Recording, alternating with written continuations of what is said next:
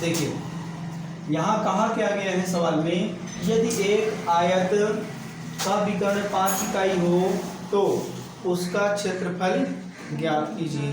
Option दिया गया 12 वर्ग इकाई, 13 वर्ग इकाई, 8 वर्ग इकाई और 4 वर्ग इकाई। तो इसके लिए हमें करना क्या है, आयत है कि कहीं दिया है पहले क्या, आयताकार, एक आयत हमने बना लिया और दिया क्या है, इसका विकर्ण दिया है। विकर्ण दिया कितना, 5 इकाई दिया है। अगर हम इसको कुछ देर के लिए हटा दें तो ये क्या बन गया, समकोण त्रिभुज बना कि नहीं। तो इसमें पाइथागोरस प्रमेय लगा सकते हैं। तो हम ये कह सकते हैं कि आयत का विकर्ण का स्क्वायर बराबर आधार का स्क्वायर और लंब का। तो लंब क्या है, यहाँ चौड़ाई है। यस। और आधार क्या है, लंबाई है। अरे भाई आयत यही तो है। यस। तो पाइथागोरस प्रमेय लगाएंगे तो आधार क्या है, लंबाई है, और इसकी चौड़ाई क्या है, और इसका जो लंब होता है वो चौड़ाई हो गया। Yes.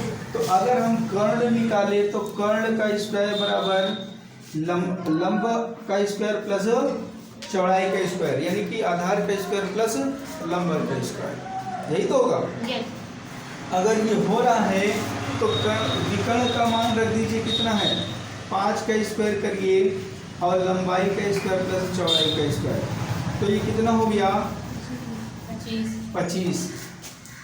और यहाँ हम लोगों को एक बात अच्छे से पता है कि 25, ये जो 25 है ना, ये कब होता है, ये 16, यहाँ समझ लीजिए 25 क्या होता है, 16 प्लस 9 होता है। 16 प्लस 9 होता है, ये हम लोगों को अपने तर्क से समझना है। और ये 16 क्या है, ये 4 का स्क्वायर है और ये किसका है, 3 का स्क्वायर है, होगा कि नहीं, बोलिए। तो ये 4 का स्क्वायर है, ये 3 का स्क्वायर है, तो लंबाई वो नहीं पता चल गई क्या, लंबाई कितना 4 और चौड़ाई कितना 3, तो लंबाई और चौड़ाई। तो अब आयत का क्या पूछा है, आयत का क्षेत्रफल पूछा है। आयत का क्षेत्रफल बराबर क्या, लंबाई गुणे चौड़ाई। तो लंबाई दिया है 4, चौड़ाई दिया है 3, तो 4 3 12 वर्ग इकाई। ये तर्क है समझने के लिए।